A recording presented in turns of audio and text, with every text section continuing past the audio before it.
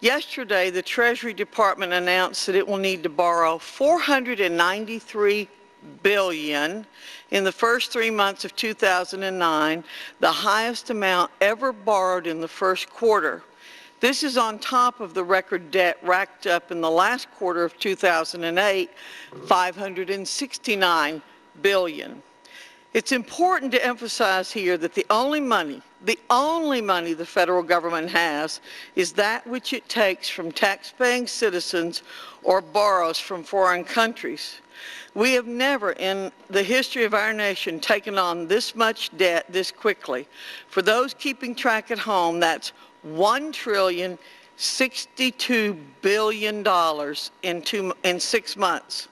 Did I mention that this more than $1 trillion in new debt in a mere 6 months does not include the so-called stimulus plan, which now costs $900 billion?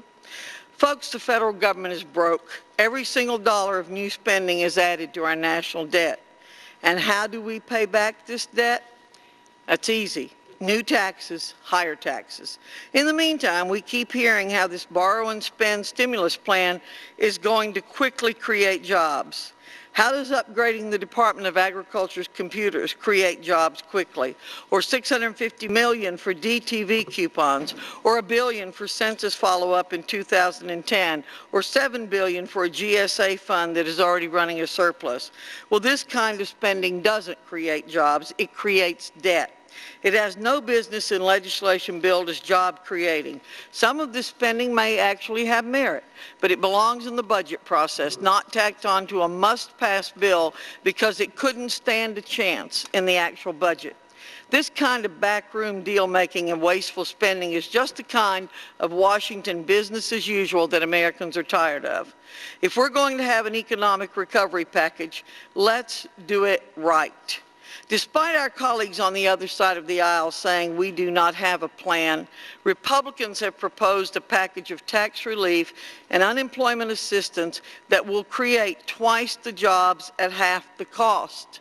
Let me repeat that. The Republican proposal creates twice the jobs at half the cost, and the GOP plan addresses the underlying cause of our economic distress in the U.S. housing market.